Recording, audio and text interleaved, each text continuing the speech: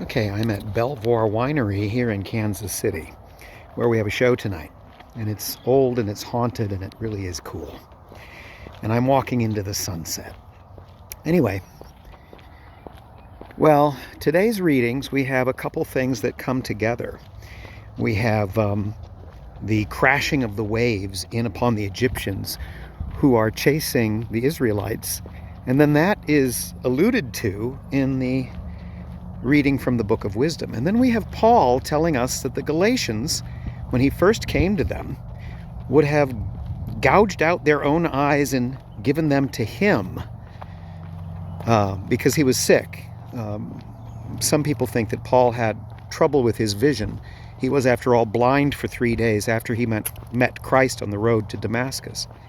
And then we have Christ himself saying, if your right hand causes you to sin, cut it off and throw it away. Same with your foot and the same with your eyes. Now, we are not fundamentalists, so we know that Jesus uses hyperbole and he uses symbolism. You should not literally cut off your hands and feet and gouge your eyes out, but you know the point he's making. Then he talks about little children. Now, especially in this day and age when there have been so many scandals in the church involving the abuse of the most innocent among us, it makes you think about childhood. Jesus says, unless you become like a little child, you will not enter the kingdom of heaven. Well, what is it about childhood? Most of my students have younger brothers and sisters. And of course, kids can be annoying. We know that. But you know, there is this innocence about them.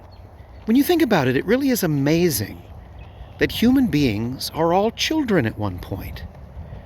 I mean, think about some of our awful politicians and try to imagine them ever as innocent children. It's hard to imagine. It's even hard to imagine some of them sleeping. Now, my point is, what is it about the innocence of childhood that we lose? And how do we lose it? I mean, some of my students that I've kept in touch with after they graduated homeschool high school lose their innocence very quickly, sometimes in ways that are pretty disturbing. And then they become jaded and they rationalize their sins and they do all the stuff that adults do all around us. What is that innocence? How do we return to it? I don't think it's naivete, and I don't think it means being immature, because Paul talks about maturity in Christ.